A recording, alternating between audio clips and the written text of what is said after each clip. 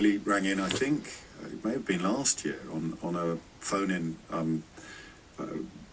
commemorating the Holocaust, and told the bare bones of such an incredible story that she was kind enough to come on stage with me earlier this year, just before the lockdown started, and do a full disclosure.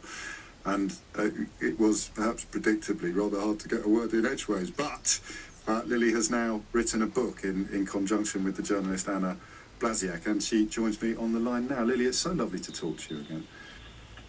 How have you been this year? Hello. Hello, Lili. Are you there? I am here. How have I been? How have you been?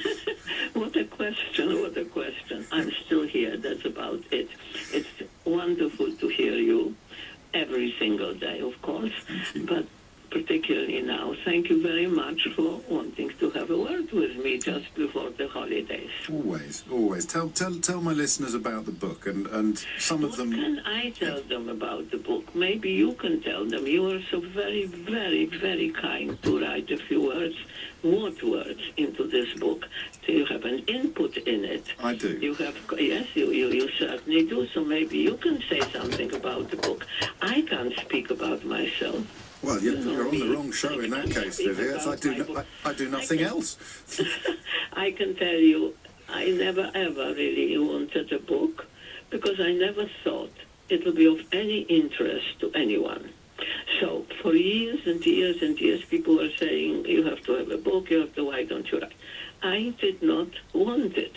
And then they persuaded me at the last. And we did this with Anna Blasiak. This is an interview, yes. A book of an interview. And she was very, very good with it. She was coming several times. It wasn't a simple thing, and the subject matter is not easy, as you know. And so we managed to do it somehow. And then it intervened, the virus, yes. And we had to stop. Like we had to stop at the theater because time was up and we never could continue. However, I understand that the book is doing very, very well. I am surprised. Are you? That's what I can tell you. But I've seen how people respond to you and your story, and on the page, just as in person. I know, but you know me, I don't like to talk about me. I like to talk about myself in connection with other people, yes. With those who did so much good and those who did not, because there were those and those. But the people who did good, hardly anybody talks and knows about them.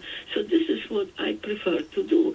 But talking about me, I can't. I know what happened. I know my story.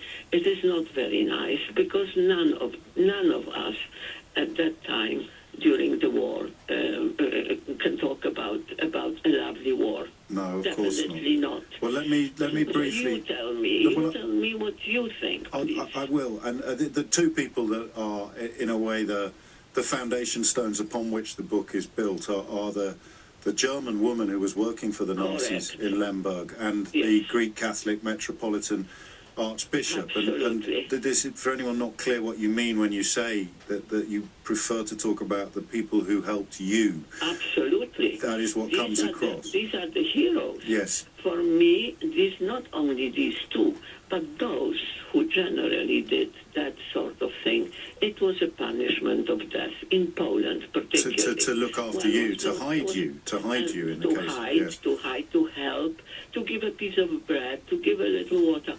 That was punishment of death. So these people who did not fight on any fronts, who did not fight with any weapons, they fought with their hearts. They were decent, what is known as a decency, human decency. They did that out of their hearts. They held us. They helped us at the price of possible, punishment of death. The worst imaginable. They were amazing people, and I consider them the heroes of this war. Yes, and it's makes it much easier for those of us who weren't around at the time to understand why that you've put it down on paper. I also enjoyed Anna's contribution. So Very good, isn't it? Yes, it is. It's unique, and I mean it is unique actually because it's part memoir, as you say. It's built upon interviews. Anna Blaszak, who is a very accomplished writer in her own right, she then sort of provides context and comparison, and then we get the people that helped you get out of Poland in that transport, and the people who helped you. I think you were at 16th birthday when you arrived. I was 16 on the day of my arrival when the Tower Bridge opened. You cannot imagine the feeling of children who are coming out of a war-torn country, hardly dressed, hardly anything, no parents, 99% were orphans. Sure. They come and the Tower Bridge opens in front of this tiny, tiny boat. I mean, these are unforgettable things, unforgettable moments.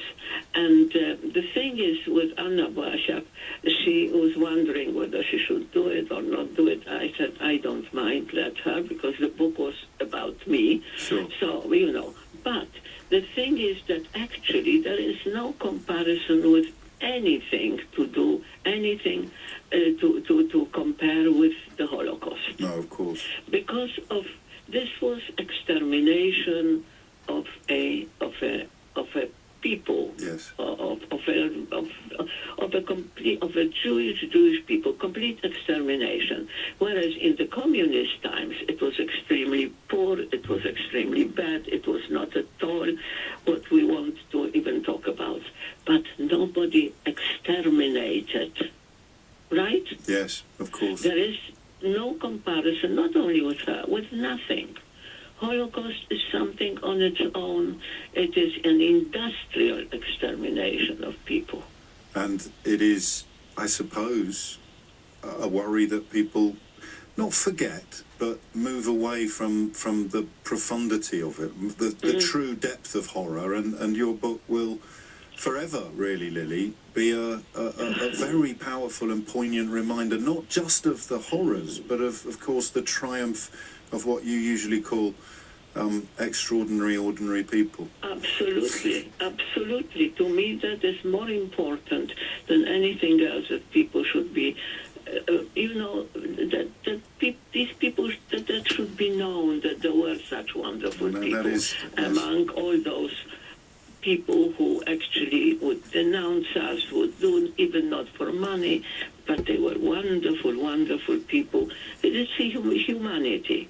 It was humanity in these people. Indeed. And it's some of it maybe did it. Some of them possibly did it. They were, very religious, so it was a Christian mercy, something like that.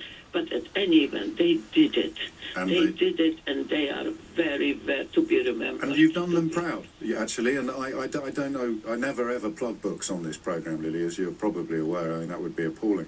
But I am going to make an exception in your case and tell people they can get hold of Lili. L-I, Lili Pohlmann in conversation with Anna Blaszak. It is available in all good bookshops, and I'll also tweet some links. But that is it. That's the end of the year. Lili, take care. We've got to have that lunch in the new year, and you can sign my copy of the book. Actually, you already have signed my copy of the book, so we've got to have that lunch in the new year. I do pray that we may have that lunch. So do I. Oh, once it had to be cancelled. I know. And I hope it'll be now. But I do wish you a peaceful and restful Christmas. Thank you, Lili. And may you have a blessed Christmas. And the same, of course. Christmas with your family. Thank you so very much. Thank you for wanting to talk to me again. I listen to you every day. Well, thank you, and I shall see you soon, I hope, as you say, when this curious period has passed. And that has left me with no time at all to wish you a happy Christmas. But that's as it should be. Lili was my favourite caller of 2020. So nice to end with her and to tell you about her new book. Do take care of yourselves and each other. Have a lovely Christmas. Thank you for keeping me company this year. It's been crucially important for me at times.